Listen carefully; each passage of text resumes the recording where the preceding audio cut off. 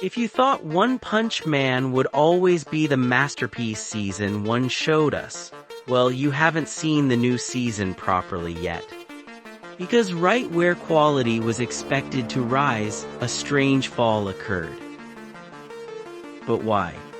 What's behind this drop in quality? And more importantly, does this season still have a chance for salvation? Stay in your seats because what you see next might completely change your perspective on this season.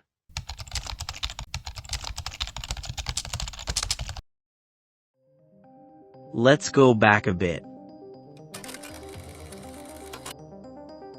Season 1 was made by Studio Madhouse, one of Japan's heaviest and most reputable studios with works like Death Note, Hunter x Hunter, and Parasite. But if you think only the Madhouse name guaranteed production quality, I must say no.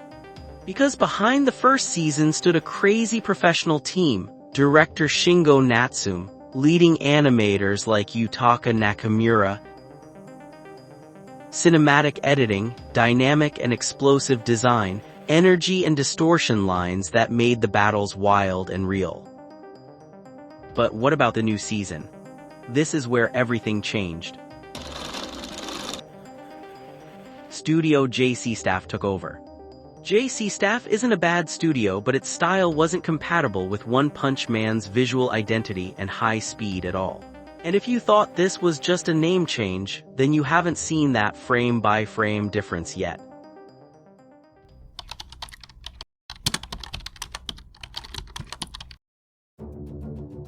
In Season 1, even Saitama's simplest punch became a lesson in motion. Speed lines, intense shading, detailed backgrounds, angular and tense design.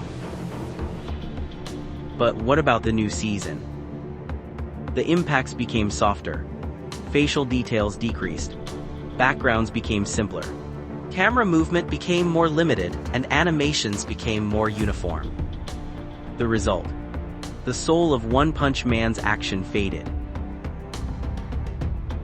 But if you thought this season would stay like this from start to finish, this is where you should stop. Because it's said the final episodes of this season will have higher quality, almost like Season 2 of Blue Lock, which started very mediocre but the quality skyrocketed in the final episodes.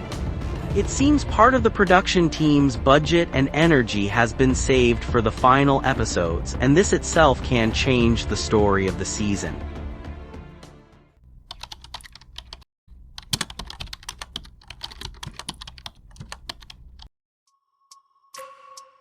An important issue many ignore is the status of the staff and teams of each studio.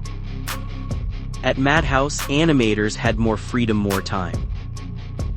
And some sequences were even done voluntarily because the project was considered a credit for them.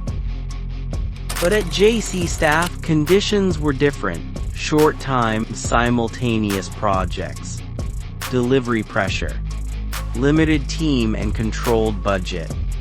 And if you think these don't affect quality, then maybe you don't know how anime is actually made.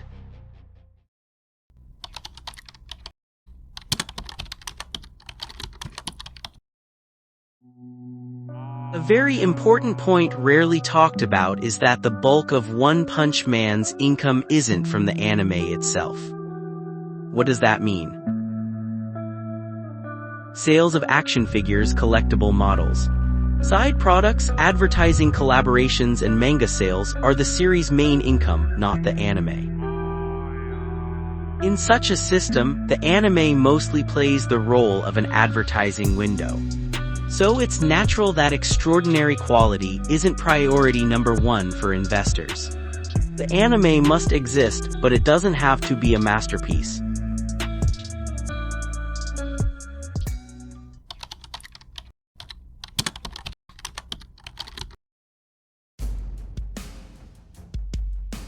Now the main question is, what will the next seasons look like? If the final episodes of this season manage to raise the quality, then there's still hope. On the other hand, fans have put a lot of pressure, and studios will likely act more cautiously for future seasons. But if you think the next seasons will definitely be like season 1, there's no guarantee for now.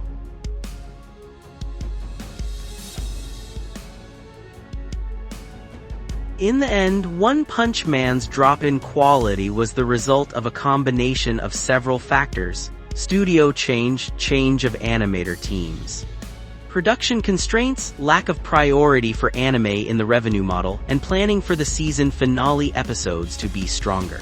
But now all eyes are on whether the final episodes can turn the tide or not. If the quality really goes up, can it win back the fans' trust? Thank you for watching until the end. And don't forget to like and subscribe. See you next week.